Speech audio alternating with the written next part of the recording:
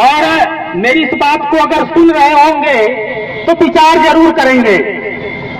मनरेगा में रोजगार सेवक की नियुक्ति, मनरेगा में रोजगार सेवक की नियुक्ति हुई थी प्रमुख रूप से 5 चीजों के लिए।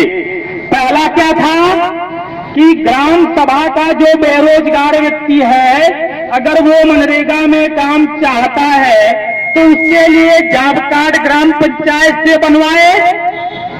उसके बाद उसके काम मांगने के फार्म को भराए और प्रधान और सचिव की सहमति से ब्लॉक पे ला करके एपीओ के द्वारा मस्टोल निकलवाए।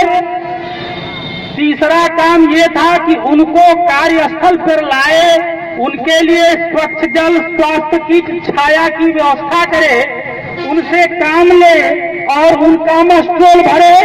चौथा काम ये था कि उनके जॉब कार्ड पे उनके मजदूरी का अंकन करे, उनके काम का अंकन करे। और 5वां काम ये था कि जो भी मनरेगा श्रमिक है समय समय पे उनके जॉब कार्डों को एक्टिवेट कराता रहे। अब मुझे लगता है कि सिमरियावा के किसी भी ग्राम पंचायत में कोई भी रोजगार सेवक इस कार्य को नहीं कर रहा है।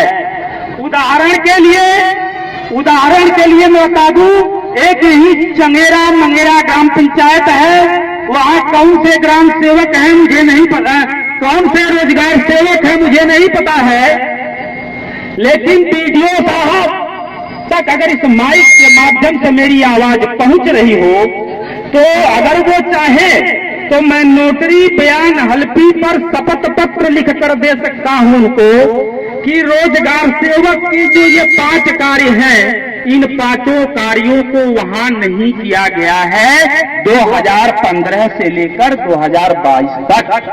तो ऐसी ग्राम पंचायतों में क्या रोजगार सेवक का रहना औचित्यपूर्ण है? नहीं है। ग्राम पंचायत चंगेरा मंगेरा में मैंने व्यक्तिगत देखा, जो जॉब कार्ड हैं 100 बने होंगे तो 95 जॉब कार्ड अवैध हैं, गैर कानूनी हैं और अमान्य हैं। क्यों? क्योंकि उन सभी जॉब कार्डों पे स्पष्ट लिखा हुआ है कि ये जॉब कार्ड 2007 से 2012 तक के लिए मान्य है और ये कौन सा सन चल रहा है? 2022। तो वो जॉब कार्ड अमान्य है।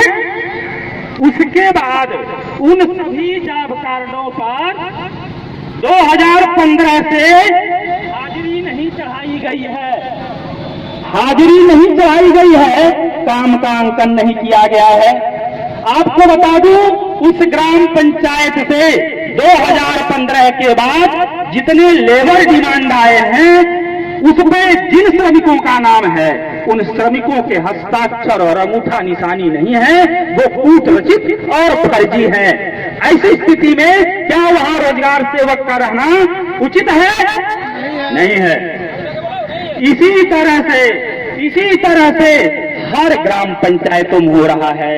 अच्छा, यहाँ कुछ बूढ़ा कला के भी मनरेगा श्रमिक आए हैं, हाथ ऊपर उठाएं। बूढ़ा कला से आने वाले श्रमिक हाथ ऊपर उठाएं। मैंने सुना है कि वहां की ग्राम पंचायत बाकायदे माइक लगा के अनाउंस करती है कि मनरेगा श्रमिक जो लोग हैं वो आए काम पे। ऐसा सही है क्या? ऐसा सही है क्या? अरे ऐसे झूठों के प्रति एफआईआर दर्ज कराएगा मनरेगा मजदूर संघ। अखिल भारत कराएगा, अखिल भारत। ये चोरी नहीं चलेगी। अब ये मान लेना। दूसरी बात बताऊं आपको, कार्यदायी संस्था ग्राम पंचायत अपने आप को मनरेगा का भगवान मानने लगी है, जबकि मनरेगा कानून कहता है कि ग्राम पंचायत न्यूनतम 50% कार्य को करा सकती है। सहयोगी विभाग क्यों बनाए गए हैं? सहयोगी विभाग भी तो बनाए गए हैं मनरेगा के कार्यों को कराने के लिए। कुछ कार्यदायी संस्थाएं जो ग्राम पंचायत हैं वो कहती हैं कि ये जो गुलाबी टोपी लगा के मनरेगा मजदूर संघ के लोग हैं गांव में जाके लोगों को भड़काते हैं।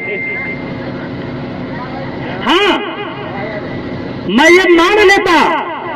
मैं यह आरोप मान लेता कि मैं भड़काता हूं, तब कब? जब गांधी जी के ऊपर यह आरोप लगाते तब।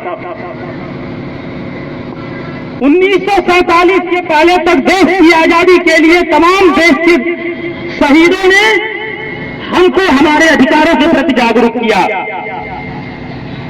मनरेगा मजदूर संघ ग्राम पंचायतों में जाकर के आपको आपके अधिकारों के बारे में बताता है। अधिकारों के बारे में बताना, कर्तव्यों के बारे में बताना, क्या भड़काना होता है? क्या भड़काना होता है? भड़काना उसे कहते हैं, सही चीज को ना बता करके गलत चीज को बताना भड़काना कहते हैं। किसी कार्यदायी संस्था ग्राम पंचायत ने आप लोगों से आज तक ये कहा कि अगर गांव में काम नहीं मिल रहा है तो बीडीओ साहब से काम मांगो, मिलेगा? किसी ने कहा? हाथ बताइए। नहीं कहा। तो भड़का तो वो रहे हैं, भड़का रहे हैं वो। ये जब टोपी आपके गांव गई होगी आपको सदस्य बनाने, आपका काम का फार्म भराने, तो चोर आए रहे होंगे। चोर आए थे ना, और चोरों ने आपसे कहा होगा कि अरे वो सब तो बड़ा फ्रॉड है,